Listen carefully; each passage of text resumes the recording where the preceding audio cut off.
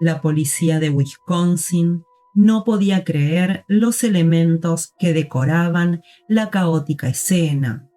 Un cinturón hecho con pezones de mujeres, varias sillas y una lámpara tapizadas con piel humana, un corsé elaborado con un torso, narices, uñas, máscaras creadas con rostros humanos, huesos, cráneos y el cuerpo de su última víctima colgado de los pies, sin cabeza ni tripas.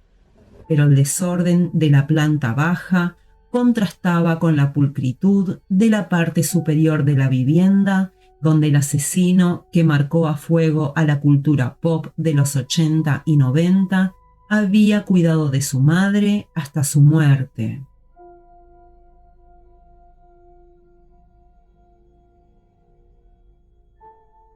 Edward Theodore Gain nació el 27 de agosto de 1906 en el condado de La Crosse, en Wisconsin.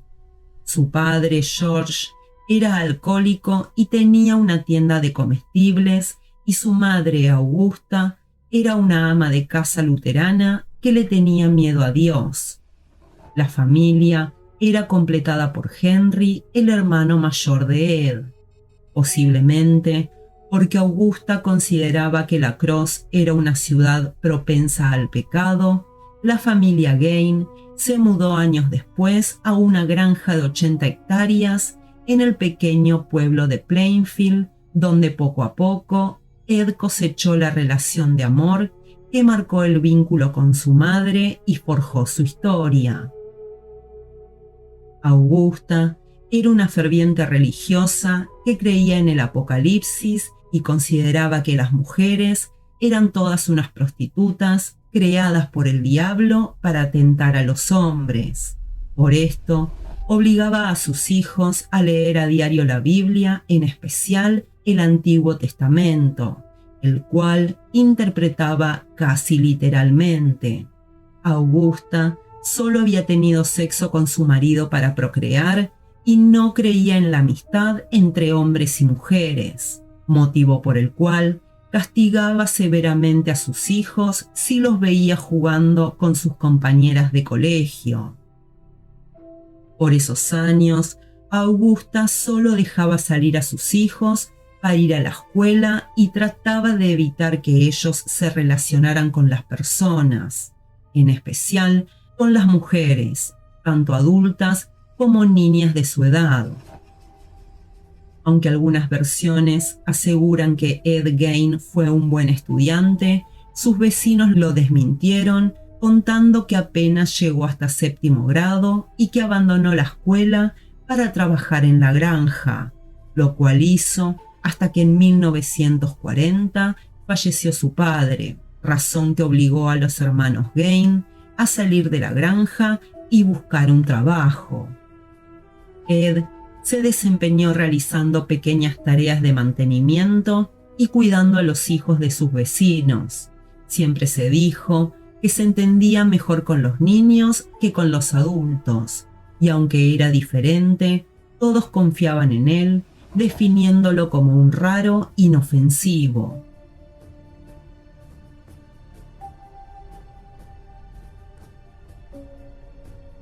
Probablemente, la primera víctima de Ed fue su hermano.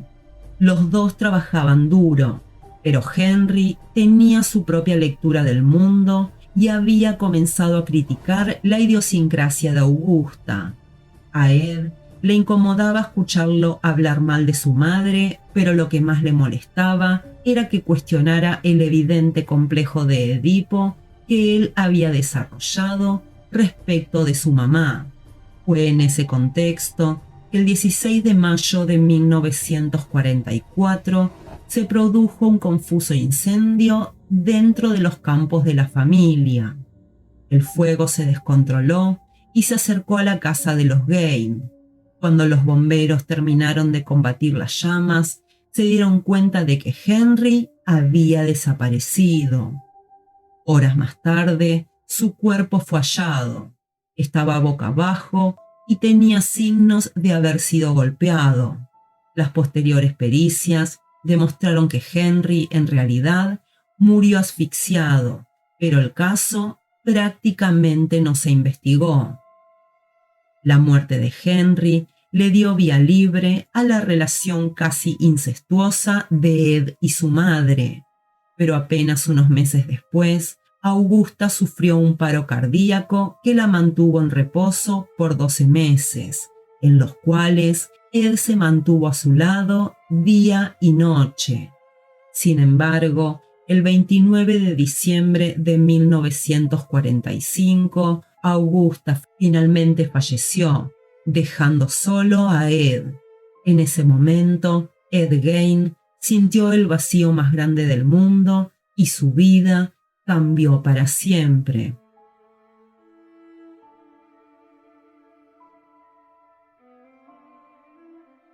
El 8 de diciembre de 1954, Mary Hogan fue asesinada. La víctima había llegado al pequeño pueblo de Plainville desde Dallas tras 2 divorcios muy complicados. Una vez en el pueblo, decidió usar la plata de los juicios ganados en un bar. Allí se dedicaba a atender a los clientes que mayoritariamente eran alcohólicos, lo cual le demandaba una gran personalidad capaz de lidiar con ellos. Era corpulenta y, según los conocidos de la época, bastante mal hablada, pero desde una postura de defensa más que de agresión. Mary Hogan era para Ed Gein una versión grotesca de Augusta, su madre. Todo indica que a las 16 horas de ese 8 de diciembre, Mary cerró el local, pero dejó entrar a tomar un café a Ed, que había empezado a frecuentar el bar. Una vez allí, Gein tomó su revólver calibre 32 y asesinó de un tiro a la cantinera. Esa misma tarde, el granjero Seymour Lester ingresó a la taberna para comprarle un helado a su hija y se sorprendió al encontrar en el suelo una enorme mancha de sangre. Por el recorrido del patrón sanguíneo, se notaba que un cuerpo había sido arrastrado desde detrás de la barra y hasta el estacionamiento, donde se veían con claridad las marcas de los neumáticos de un auto sobre la nieve. En el interior del bar había una taza con una mancha de sangre y parte de una huella dactilar.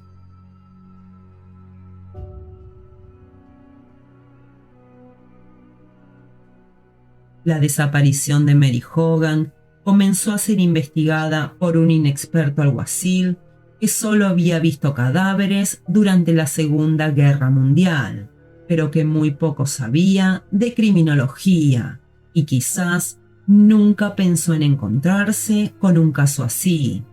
La investigación fue muriendo lentamente y prácticamente nunca avanzó. Los rumores en el pueblo eran de los más variados e incluían la versión de que Mary Hogan había sido secuestrada por la mafia. En tono de broma, Ed Gein solía decir: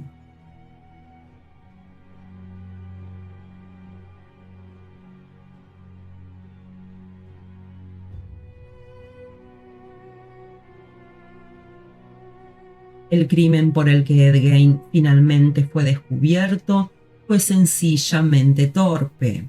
Fue brutal, pero a ningún asesino que quiera permanecer impune se le ocurriría dejar tantos rastros. La última víctima fue la dueña de una ferretería llamada Bernice Warden. En el anochecer del 15 de noviembre de 1957, Ed ingresó al local del que era un cliente habitual y pidió un galón de líquido anticongelante, acordando con Bernice regresar la mañana siguiente a retirarlo.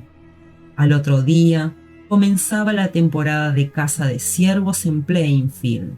La costumbre indicaba que todos los hombres desfilaban hacia el bosque y volvían al atardecer con sus trofeos que colgaban en la entrada de sus establos y exhibían luego de desollarlos y destriparlos.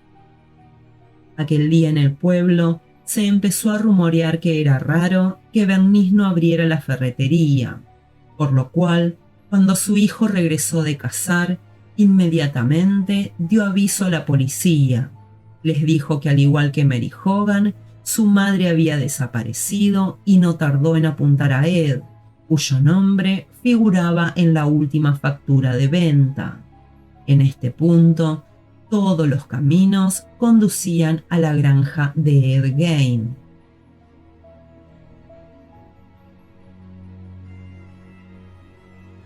Ed ni siquiera había escondido el cuerpo de Bernice.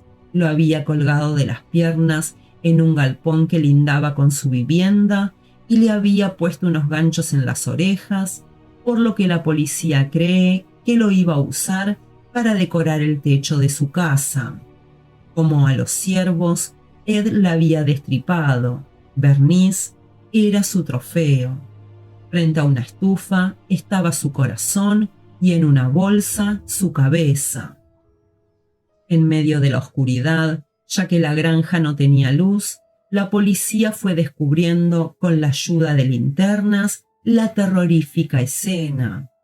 Junto a más de una década de basura acumulada, posaban fragmentos humanos de los más variados y objetos que Ed había elaborado con partes humanas, como cuencos hechos con cráneos y numerosas obras realizadas con piel, como vestidos, una papelera y varias sillas tapizadas. También había una lámpara creada con rostros humanos, además del cordón de una ventana confeccionado con labios. Había incluso un corsé que consistía en un torso despellejado y un cinturón con pezones. En una bolsa estaba el rostro de Mary Hogan y en una caja estaba su cabeza. Cuando la policía llegó a la habitación de arriba, se sorprendieron al encontrar la puerta cerrada y esperaban lo peor. Sin embargo, su interior estaba intacto. Ese era el lugar en el que Ed había cuidado a Augusta. Más allá de la humedad, estaba todo impecable. La cama estaba tendida y en la mesa de luz posaba una Biblia. Este sitio era el santuario que Ed había construido para Augusta, su madre.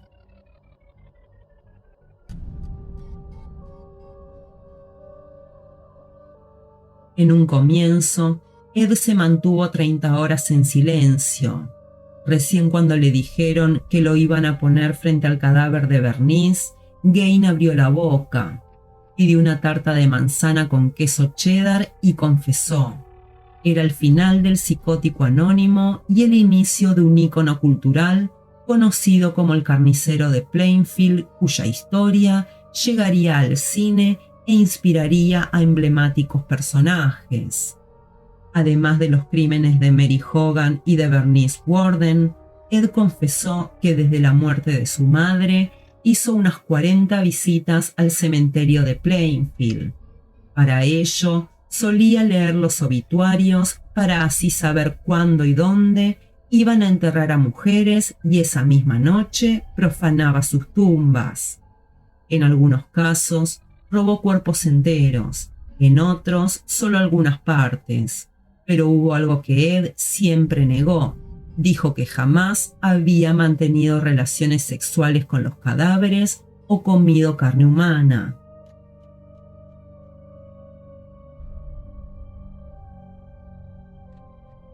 Nunca estuvo claro cuál fue su objetivo. Algunos estudiosos de su caso aseguran que quería transformarse en mujer y cuentan que usaba las máscaras hechas con piel y que incluso posaba con genitales femeninos sobre los suyos. Otros piensan que buscaba recuperar a su madre y llenar el vacío que había dejado en su vida. Posiblemente ambas versiones tengan un poco de realidad en ellas.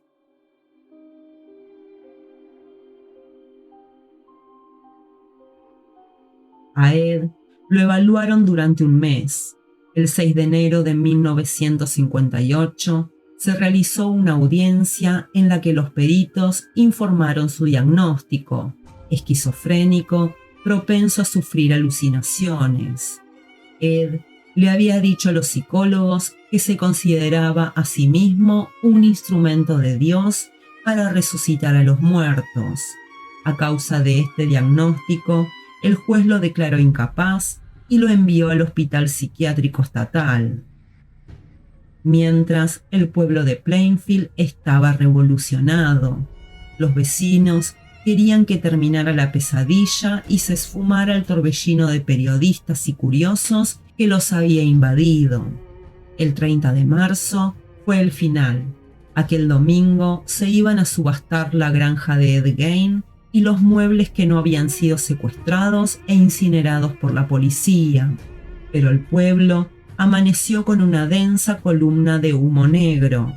Una persona anónima había incendiado la casa, de la cual sobrevivieron muy pocas cosas, entre ellas el auto de Ed, que lo compró un empresario para hacer espectáculos. Cuando Gein se enteró del siniestro, ni siquiera se inmutó y dijo: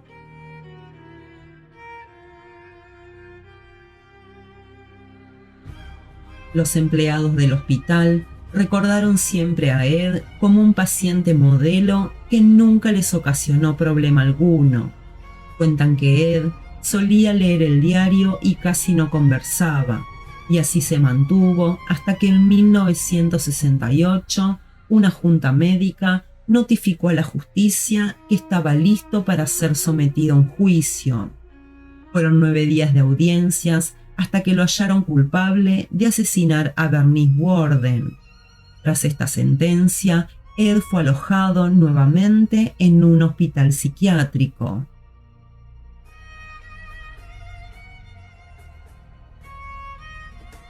El caso real de Ed Gein fue la base de inspiración para nada menos que 3 grandes obras del cine de terror tan importantes como Psicosis de 1960, La Masacre de Texas de 1974 y El Silencio de los Inocentes de 1988, donde inspiró al personaje de Buffalo Bill.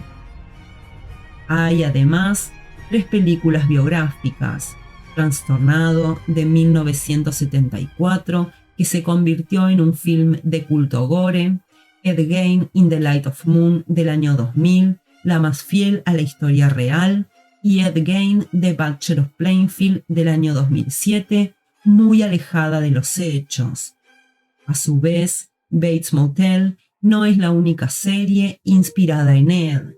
El personaje de Bloody Face de la segunda temporada de American Horror Story también se basa en su vida, lo que queda claro en su devoción por la piel humana y la particular relación con su madre ausente.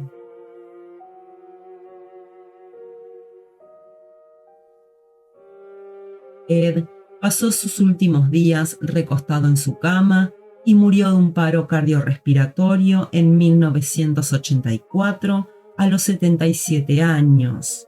Lo enterraron junto a Augusta en un cementerio de Plainfield, aunque pocos días después alguien robó su lápida, la cual fue recuperada posteriormente por la policía, y aunque decidieron guardarla en la oficina del sheriff, la tumba de Ed Gein sigue siendo fácil de identificar por las cartas y las flores que le dejan sus fanáticos.